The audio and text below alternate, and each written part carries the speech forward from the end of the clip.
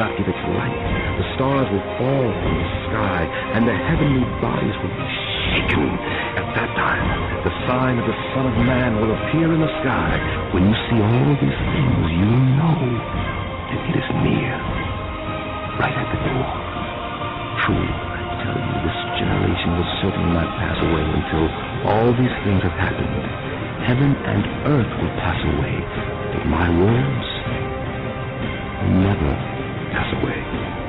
As it was in the days of Noah, so it will be at the coming of the Son of Man. They knew nothing about what would happen until the flood came and took them all away. That is how it will be at the coming of the Son of Man. Therefore, keep watch, because you do not know on what day your Lord will come. All right, thank you for sticking with me through that. I appreciate it so very much. You know, it's you, the listeners, that have made this program grow every single month. I appreciate every single one of you that come and participate. You can always visit the website. It's wdeanshook.com. On the front page of the website, there's a order form, not an order form, a form you can fill out. Just put your name there, the subject of whatever you want to make a comment about, and then put your comment in there. That comes straight to my email at contact@wdeanshook.com, or you can send me an email directly, contact@wdeanshook.com. If you have a comment, a question, a criticism, show idea, anything you may have that goes along with any of those things, by all means, feel free to send anytime you like. I answer all of them personally. So let's talk about some of these superbugs, because these superbugs are in. They actually talk about these superbugs. I think it's because they're promoting the pharmaceutical companies. They want everyone to take vaccines. They want everyone to be on some kind of medicine. We see that in the schools, especially in the schools. The feminization of our boys, saying these boys are out of control. They can't act like they need medication to calm them down. Well, this is who and what boys are. It's the nature of boys, and we can't turn them into girls. Let the boys be boys. Let the girls be girls. That's the difference between us. Because a boy is being a boy doesn't mean he needs medication. He doesn't need Ritalin to calm him down, or he doesn't need some psychotherapy because a boy is acting like a boy. But yet, everybody's pushing these drugs on everybody. And as they do this, it increases resistance. We need to stop all of this, but I'm not sure that we can put the toothpaste back in the tube at this point. So let me tell you about this warning from the CDC.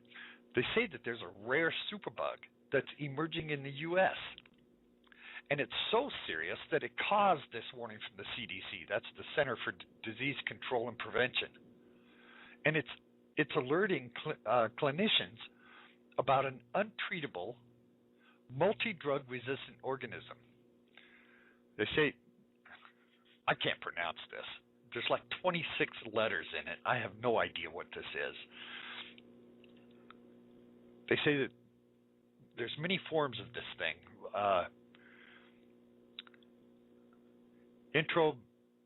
Whatever it is. Introbacterial area carasapenem, whatever it is. Take the initials. It's CRE. That's the best I can do is the initials. It says out of the 37 forms that have been reported in the U.S., 15 have reported in less than a year. 37 reports in U.S. history, 15 of these in the last year. Said the increase of CRE means healthcare providers need to act aggressively to prevent the emergence and spread of this very unusual CRE organism. They say it lives in water, soil, and the human gut. These superbugs have developed high levels of resistance to antibiotics. Individuals who usually develop CRE infections are those who are taking antibiotics or getting significant medical treatment for other conditions. it says the majority of CREs were isolated from patients who received overnight medical treatment outside of the U.S., according to the CDC. But these people come back with it. They say that the CDC is recommending use of a CRE toolkit.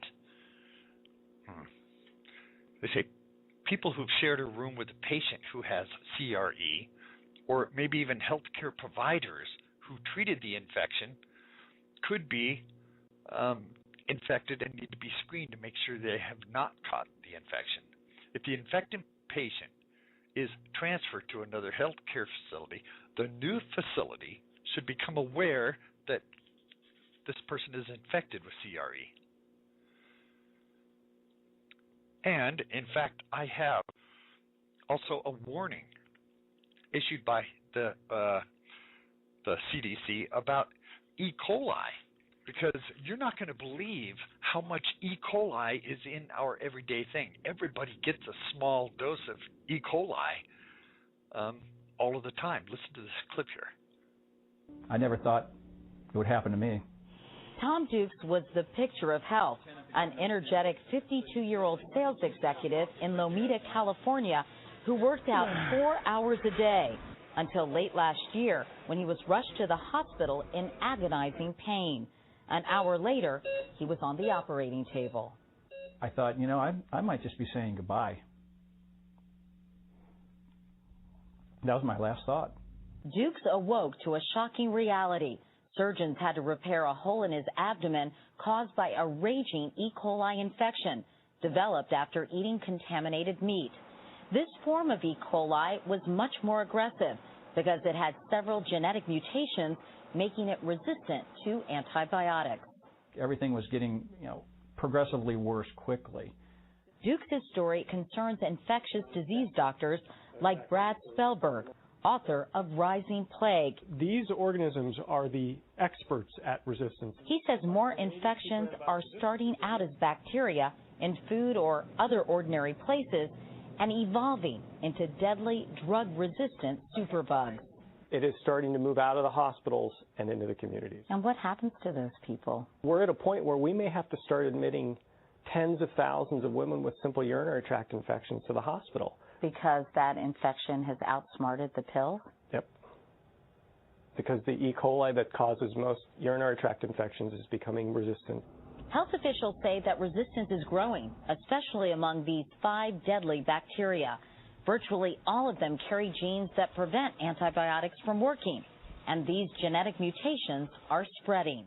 Another reason for these lethal strains, the overuse of antibiotics. A recent study finds more than 60% of antibiotics prescribed are unnecessary. It's a crisis that touches every country on the globe, touches people of all socioeconomic classes, all races. This represents the compounds that we're making. John Rex is the head of drug development for AstraZeneca, one of only a few pharmaceutical companies still devoting resources for new medicines to cure these lethal bugs. The trick is to find something that kills the bacteria but doesn't hurt you or me. Developing a new antibiotic takes at least 10 years and costs as much as $1.7 billion. Drug companies make more money creating medicines people take every day for chronic conditions like high blood pressure, insomnia, or sexual dysfunction. Do you consider this a grave public health crisis? Yeah, this is a convergence of 2 public health crises: skyrocketing antibiotic resistance and dying antibiotic development. I was extremely fatigued. I was mentally exhausted. It took 4 months and several drugs for Tom Dukes to finally beat his infection. But he says he'll never completely recover. I think about it every day, because if it hadn't worked, I wouldn't be here. For more information or to see our first report on superbugs, you can go to cbsnews.com. Scary, huh? Absolutely scary. I mean, this guy was physically fit, worked out all the time, did all the right things. He would jog, he would eat the right things, and man, he was just devastated by this thing. It just goes to show nobody's immune from this. Nobody can escape this if it's going to hit you. Now, I also want to report from Reuters in London last Wednesday. They said gonorrhea cases have soared by 25% in the past year in England as superbug or drug-resistant strains of this infection take hold worldwide. Nearly 21,000 new cases have been diagnosed in 2011, with more than a third of the cases in gay men, more than a third in people who have had gonorrhea before. Now, effective treatment with antibiotics has been compromised by a growing resistance. It said a drift toward decreasing susceptibility of gonorrhea infections to a drug called cephalosporins, which is normally recommended as treatment, are seriously concerned about continuing high levels of gonorrhea transmission and repeat infections. A strain of gonorrhea that was resistant to all recommended antibiotics was found in Japan in 2008. Scientists said in 2011 they warned it could transform a once easily treatable infection into a global health threat. Last year, the World Health Organization said cases of drug-resistant gonorrhea had spread across the world. Gonorrhea is a bacterial STI, which, if left untreated, can lead to pelvic inflammatory disease, ectopic pregnancy, stillbirth, infertility in both men and women. It's one of the most common sexually transmitted diseases in the world, and it's most prevalent in South and Southeast Asia and some sub-Saharan African areas. In the United States alone, according to the Disease Center for Control and Prevention, the number of cases is estimated at about, get this, 700,000 a year. 700,000 a year. Now, for you folks who are either not Christian or you don't go by what the Bible says, then you're not supposed to be out here having casual encounters with just anybody as you go along. You know, there's an increasing, what's a good way to put it? There's an increasing demand or infatuation with sex. It seems to be that people just can't get enough of it, and they just want more and more and more all the time, and they want multiple partners, and it's being accepted in society away from God's word because it's prevalent, especially on TV and in all of the media, which says it's okay to do this. And the secular society is even pushing that sex is okay to the point where they're teaching grade school children about alternative ways to have sex and how to stay protected. We shouldn't be doing this kind of thing in the first place, and you're planting this in children's minds at a very early age. They start thinking about sex before they even hit puberty. So it's only natural as they grow to be fixated on sex. And the world, you have to admit, is absolutely fixated on sex. I mean, I don't think there's any doubt about this. Well, you know, they're saying about these superbugs that there's only 20 years left to stop this, what they're calling a superbug apocalypse, and that the world is facing an apocalyptic threat from resistant superbugs, which is more serious than global warming. Now, this came out of the UK too, out of Britain's top health officials. Because for some infections like gonorrhea, there's only one effective antibiotic left to treat them.